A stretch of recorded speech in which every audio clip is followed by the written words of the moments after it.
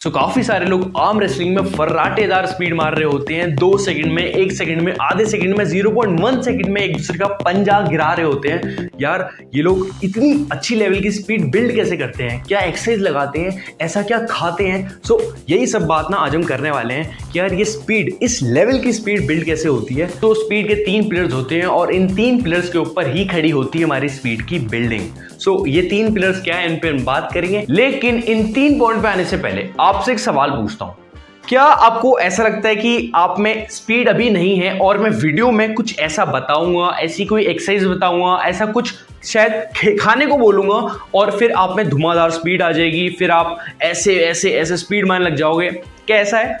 और एक एग्जांपल समझाता हूं। क्या मैं कहूं कि अगर आपको एक छोटे बच्चे को स्पीड मारनी है आप नहीं मार पाओगे। ऑफ कोर्स सी बात है, आप एक बच्चे को बहुत प्यार से और बहुत तेजी से पिन मार दोगे। लेकिन इसका उल्टा हो, कोई स्ट्रॉन्ग, कोई हट्टा कट्टा मस्कुलर आर्म रेसलर आ गया तो उसे स्पीड मारना तो रहा, उसको हराना भी थोड़ा सा मुश्किल हो जाता है। यार आप कह रहे हो यार तुषार कहना क्या चाह रहा है, लेकिन मैं आपको ये कहना चाह रहा हूं, आपको मैं ये इंपॉर्टेंस रियलाइज कराना चाह रहा हूं कि स्पीड ऐसे ही नहीं आ जाती, मतलब कि आ गई स्पीड। स्पीड के लिए हमें जो हमारा फर्स्ट पिलर है, जो हमारा फर्स्ट पॉइंट है जिसपे मैं बात करने वाला हूं, वो है strength. Strength equals to speed. जब तक आप में स्ट्रेंथ नहीं होगी आप स्पीड नहीं मार पाओगे। तो जो मैंने एक अच्छा एग्जांपल आपको देने की कोशिश करी कि अगर आप 5 साल का बच्चा हो, क्या आपके स्पीड नहीं होगी? स्पीड सब में होती है, पर स्पीड हमें डेवलप करनी होती है। स्पीड कैसे डेवलप होगी? फर्स्ट मैंने आपको पॉइंट बताया स्ट्रेंथ। आपको स्पीड के लिए स्ट्रेंथ डेवलप करनी पड़ेगी। जो पूरा हमारा हाथ है, ये जो एंगल है, इसे डेवलप करना पड़ेगा, तब जाके वो स्पीड में ट्रांसफॉर्म होगा। स्ट्रेंथ पे वर्क करो, ट्रेनिंग करो। या टेबल प्रैक्टिस से ही कुछ नहीं होता कि बस पंजे खेल रहे, उससे कुछ नहीं होगा। आपको ट्रेनिंग करनी पड़ेगी, तब जाके वो ट्रेनिंग आपको स्ट्रेंथ देगी, फिर वो स्ट्रेंथ से आपकी स्पीड आएगी। तो यार चलो मान लेते हैं कि आपने स्ट्रेंथ भी डेवलप कर ली, क्या अब आपके स्पीड आ जाएगी? नहीं, क्योंकि अगर सेकंड पॉइंट पे काम नहीं किया, जो कि है टाइमिंग और प्रैक्टिस, आपकी स्ट्रेंथ धरी की धरी रह जाएगी। एक एग्जांपल समझाता हूं। मान लो रेस चल रही है और आप रेस के पार्ट हो, 10 लोग भाग रहे हैं और जैसी रेडी स्टेडी गो होता है एंड आप गो थोड़ा लेट सुनते हो, फिर वो गो सुनने के 1-2 सेकंड बाद आप भागना शुरू करते हो, क्या आप अपनी मतलब अच्छा परफॉर्म कर पाओगे? क्या आपकी स्पीड आएगी? क्योंकि और लोग तो आपसे 1-2 सेकंड पहले भाग चुके हैं। वही कुछ आर्म रेसलिंग के टेबल पे भी होता है। जनरली क्या होता है, हम सब प्रैक्टिस करते हैं स्टार्टिंग में, तो हम ऐसे ही यार रेडी गो कर लेते हैं, अपने फ्रेंड्स के साथ गो कर दिया, मैंने गो बोल दिया या फिर मेरे फ्रेंड ने बोल दिया। बट जब आर्म रेसलिंग के स्टेट, नेशनल और इंटरनेशनल लेवल पे मैचेस होते हैं, यहाँ पे एक रेफरी होता है, मेन रेफरी, एंड यहाँ पे साइड में एक रेफरी होते हैं, एंड वो रेडी गो वो करवाते हैं। हम प्लेयर नहीं करते, मैं रेडी गो या फिर मेरा ओपोनेंट रेडी गो नहीं बोलता। ये जो रेडी गो की प्रैक्टिस होती है ना, इसको आपको मास्टरी करनी पड़ेगी। बहुत मतलब कहते हैं ना, एक्सपीरियंस के साथ टाइमिंग आती है। तो नेक्स्ट टाइम प्रैक्टिस करो ना, एक बंदा एक्स्ट्रा रखना जो आपके लिए रेडी गो बोलेगा, वो रेफरी बनेगा, एंड देन फिर आप प्रैक्टिस करना, तभी आपकी टाइमिंग इंप्रूव होगी। वो रेडी गो की जो प्रैक्टिस होती है वो करनी पड़ती है, हमें रेफरी की ग्रिप मिलती है, उसकी प्रैक्टिस करनी जरूरी है। उसके जो हम बड़े लेवल पे खेलते हैं तब वहां पे प्लेयर्स यही ट्राई करते हैं कि जैसी रेफरी के मुंह से रेडी गो निकले वो अपना अटैक मार दे, और वो चीज इंपॉर्टेंट भी होती है, क्योंकि जितनी जल्दी आप अपना अटैक मारोगे, जितनी जल्दी आपको प्रोनेशन लेनी है प्रोनेशन ले लोगे, या आपको कब अपोनेंट को करना है वो कर लोगे, उतना आपको एडवांटेज रहेगा, उतना आप अपनी एक कंफर्टेबल पोजीशन में बैठ जाओगे और मैच को जीतने के चांस आपके उतने बढ़ते रहेंगे। टाइमिंग बहुत ज्यादा मैटर करती है, स्पीड बहुत ज्यादा मैटर करती है, और ऐसे नहीं मैटर करती कि आपने रेडी को बोला और आप ही खेल रहे हो। एक प्रॉपर रेफरी आपके साइड में आप किसी प्लेयर को, किसी दोस्त को बना सकते हैं, एंड फिर प्रैक्टिस करना और भी ज्यादा जरूरी होता है। टाइमिंग को इस तरह से प्रैक्टिस करना। स्ट्रेंथ बढ़ा ली, टाइमिंग पे वर्क कर लिया, लेकिन इन दोनों चीजों ने हमारी स्पीड को डायरेक्टली इफेक्ट तो नहीं किया। उसके लिए थर्ड पॉइंट, एक्सप्लोसिव ट्रेनिंग करना बहुत ज्यादा जरूरी होता है। और वो कैसे हम करते हैं? वो हम करते हैं रेजिस्टेंस बैंड। ये होते हैं हमारे रेजिस्टेंस, और हर स्पोर्ट में इन्हीं का यूज किया जाता है एक्सप्लोसिव ट्रेनिंग करने के लिए। और स्पेशली मैं आर्म रेसलिंग की बात करूं, इन्हीं का हम यूज करते हैं। और आप टायर की ट्यूब का भी यूज कर सकते हैं, वो भी काफी एक अच्छा इफेक्टिव ऑल्टरनेट मैं कहूंगा है। और इसको यूज कैसे करना होता है मैं दिखाता हूँ। रेसिन बैंड क्या करता है, रबर बैंड की तरह इसका यहाँ पे रेजिस्टेंस 0 है, मतलब ये हमारे हाथ को यहाँ पे कुछ नहीं खींच रहा, इसकी यहाँ पे कोई पावर नहीं है।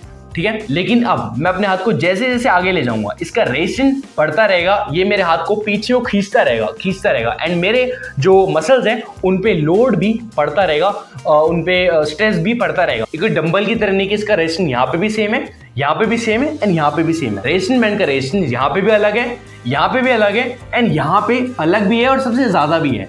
यही चीज हमारे मसल्स को जो खींचती और ऐसे मतलब कम ज्यादा जो चीज है, ये एक्सप्लोसिवनेस को इंक्रीज करता है, एक तरह से कहूँ बढ़ाता है। लाइक यहाँ से शुरू करेंगे, रेडी गो, यहाँ मारेंगे एंड यहाँ पे रेजिस्टेंस सबसे ज्यादा है एंड हमारे हाथ को ये वापस को पीछे को ले जाता है। तो जब हम अपने हाथ को ऐसे ट्रेन करते हैं, ये स्टैटिक और रेप वाली जो ट्रेनिंग होती है उससे काफी ज्यादा अलग होता है। स्टैटिक से हमारा एंड्योरेंस बढ़ता है, मतलब हम कोई भारी सा डंबल ले लें एंड उसको होल्ड करें, उससे हमारा एंड्योरेंस बढ़ती है, उससे हमारी स्पीड नहीं बढ़ती है, ठीक है।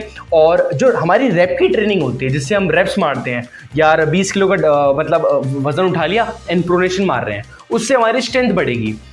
ये है हमारी थर्ड तरह की ट्रेनिंग, जिसे हम कहते हैं एक्सप्लोसिव ट्रेनिंग कह सकते हो, रेजिस्टेंस बैंड की ट्रेनिंग कह सकते हो, जिससे हमारा एक्सप्लोसिवनेस बढ़ता है और साथ साथ आपकी टेक्निक को भी पॉलिश करता है। मतलब अगर यही रेजिस्टेंस बैंड ऐसे ना पकड़ के मैं ऐसे पकड़ूं और ऐसे मारूं, ऐसे मैं मारूं प्रोनेशन वे में, लाइक हम प्रोनेशन करते हैं ना ऐसे, इसी को अगर मैं प्रोनेट वे में अगर मैं पकड़ के फिर रेजिस्टेंस बैंड कैसे तेज से मारूं, इससे मेरी प्रोनेशन भी ट्रेन हो रही है, साथ साथ मेरा टॉप रोल भी अच्छा हो रहा है, ठीक है। लेकिन मैं इसको कुछ इस तरह से पकड़ूं, सुपिनेशन जिससे ट्रेन होगी, जिससे सुपिनेशन मेरी टारगेट होगी, ऐसे करके मैं इसे रेजिस्टेंस बैंड को मारूं, मेरी इससे सुपिनेशन स्ट्रांग हो रही है, ये कहीं ना कहीं मेरे को मेरे हुक में पावर देगा, हुक में मेरी स्पीड बढ़ाएगा, स्पीड और मेरी एक्सप्लोसिवनेस इंक्रीज करेगा। यही चीज आप रेजिस्टेंस बैंड के ऑल्टरनेटिव टायर की ट्यूब के साथ भी कर सकते हो, उससे भी आपको सेम ही रिजल्ट मिलेंगे, सेम ही आपको उससे फायदे मिलेंगे।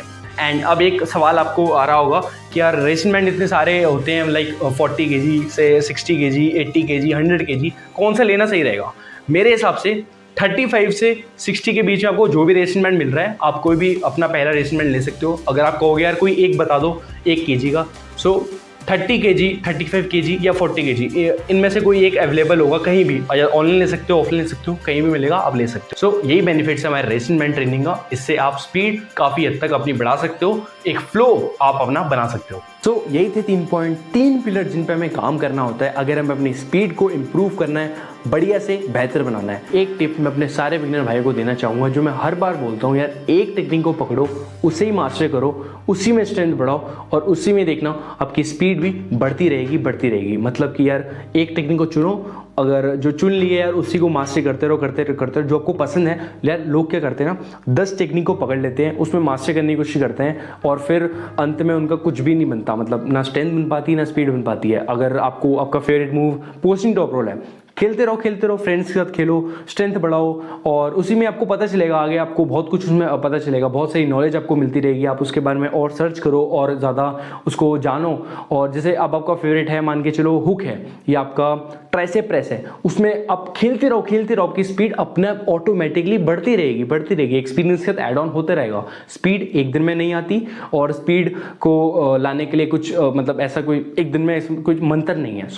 स्पीड लाने के लिए बस एक्सपीरियंस चाहिए, मेहनत चाहिए और आ जाती है स्पीड। ऐसा कुछ वो नहीं है, कोई बड़ी बात नहीं है। यही थी आज की वीडियो गाइस। पसंद आई तो लाइक करना, वैल्यू मिली हो तो लाइक करना। अगर कोई कमेंट हो, कोई क्वेश्चन हो, कोई डाउट हो, कोई भी सवाल हो, उसे कमेंट में जरूर लिखना। मैं ऐसी वीडियोस का आता रहूंगा। Thanks for watching, peace out.